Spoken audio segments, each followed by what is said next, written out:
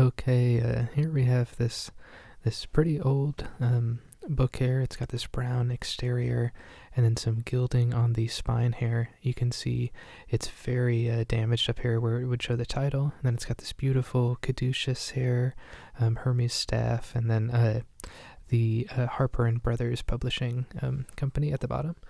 You can see this embedded design there. It says HB. It's also on the back. It's got this sort of and also on the side here, it's got this coloring. So this would have been a really nice looking book when it was in good quality, but being so aged, it's worn down and been damaged quite a bit. And the spine is really delicate here. Pages are also are worn and fragile, so I'm trying to be careful here with how I open it up. So here's the frontispiece. It's this image of the lungs. It says circulation through the heart and lungs. And you can tell probably that it had the Hermes staff on the side, but this is a medical book. It's called A Treatise on Physiology and Hygiene for Schools, Families, and Colleges by J.C. Dalton, M.D. And he was the professor of physiology of the College of Physicians and Surgeons in New York, with illustrations. And it was published by Harper's and Brothers in 1873. So quite old. And here's another copyright notice here on the back. And then we have the preface here. So it says, "This book is intended as a means of instruction in physiology and hygiene for pupils and general readers who have no previous knowledge on medical subjects. The writer has endeavored to arrange the statements and descriptions in such a way that no anatomical or physiological term should be employed, the meaning of which has not been already explained in the text. For convenience of reference, however, in cases where this explanation may have been overlooked or forgotten, a glossary is added in the latter part of the book, which contains the meaning of all professional terms employed in the body of the work." All right, so we're just going to sort of look through. So here we can see all of the contents listed out. We'll just take a look at sort of the general sections here, just to get a sense of what's included in this. So chapter 1, it's got a section for the bones and the muscles. Chapter 2 is about the food and its ingredients.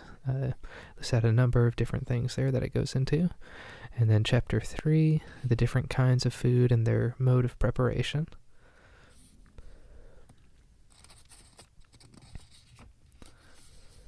Okay, and we've got chapter 4, all about digestion there. Starts with the necessity for food, and then chapter 5 is absorption, about the intestines and stomach, I believe. And then chapter 6 is the liver.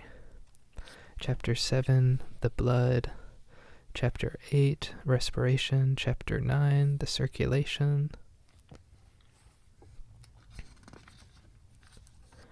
And then chapter 10 is about animal heat, so the warmth of bodies. Chapter 11, about nutrition. Chapter 12, general structure and functions of the nervous system. And then chapter 13, the spinal nerves and the spinal cord. Chapter 14, the cranial nerves. Chapter 15, the brain.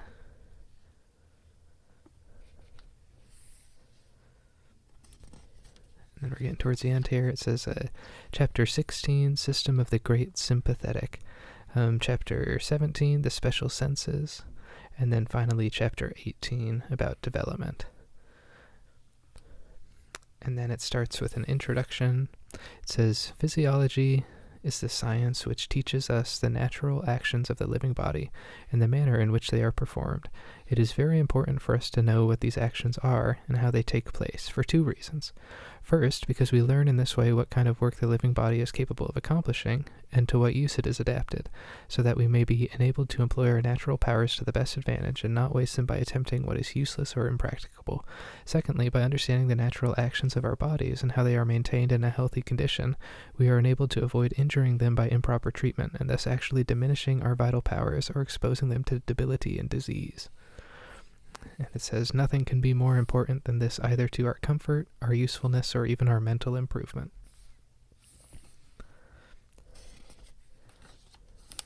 All right, and so it starts section 1 there for the mechanical functions. I'm just going to sort of flip through and see if I can find anything interesting here to share. Since there's a lot of illustrations, we can look at those.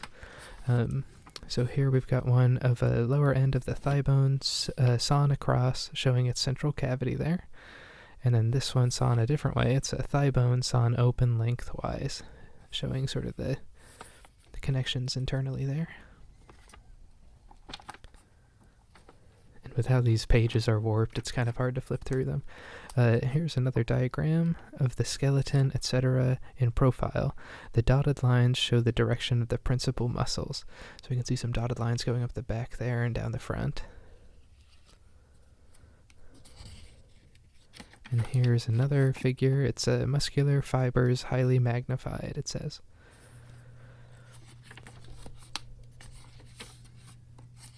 Here's a figure of an arm, diagram of the arm bent at the elbow, showing the action of the flexor muscles.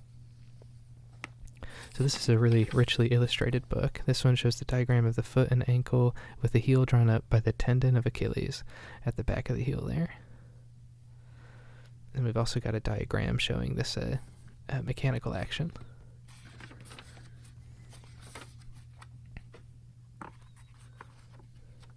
Here's another, this one is pretty interesting.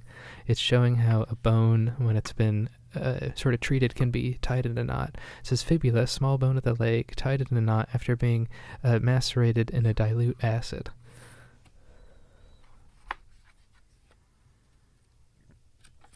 And in this section about nutrition, we've got diagrams of, it says grains of potato starch, starch grains of Indian corn, and the grains of wheat flour there.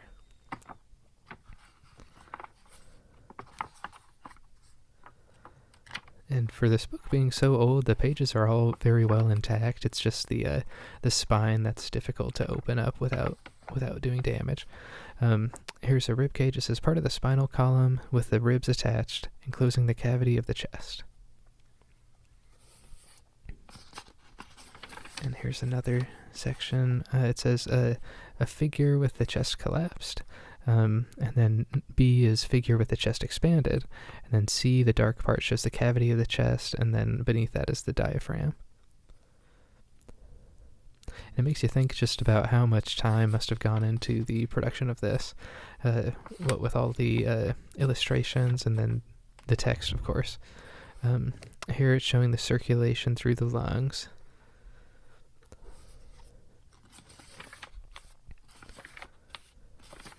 And then that's just the actual creative part. Oh, this is the frontispiece we saw. And here's some. So, right auricle and ventricle, ventricular valves open, semilunar valves closed. It's got a little arrow there to show the direction of things, it looks like. So just the producing the text and producing all of these images would require so much work, but then also the actual binding of the book and then marketing it and then printing everything. It's just so much work goes into this, and it's such a so many different people working on it to produce this sort of final result. It's really amazing. Okay, here's another image. This one says the structure of a gland, and it kind of looks like it's been smeared, or maybe somebody did some pencil marks on there, I can't tell. It says sometimes the little cavities or follicles have the form of slender tubes which open separately, each one by itself, as in the tubules of the stomach, the follicles of the intestine, and the perspiratory glands of the skin. But all the larger glandular organs, such as the parotid gland, the pancreas, and the milk glands, have the structure above described.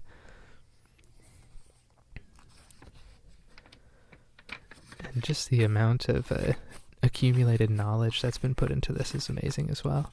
So here we're at this section for the nervous system. We're getting closer and closer to the end of the book here. Just looking for some more diagrams to share. Here's one. This is of the larynx, it looks like. So it says larynx viewed from above with glottis narrowed.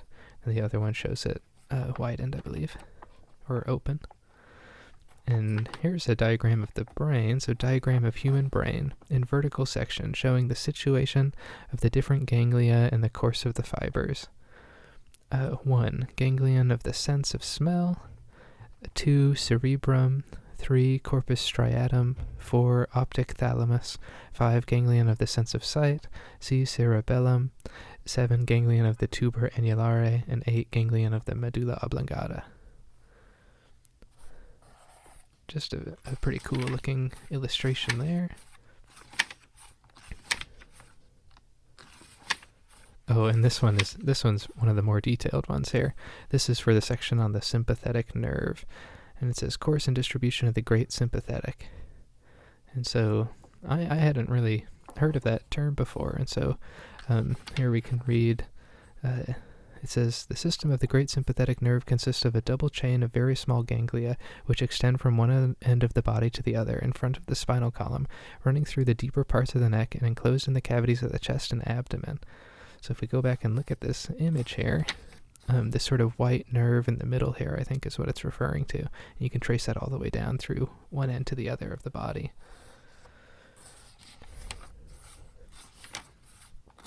All right, and then this is the optical nerve, so you can see the two eyes there.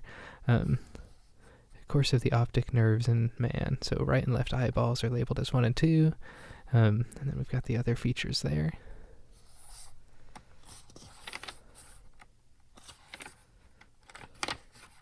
Here's a really wonderful image of the ear with its parts all labeled there.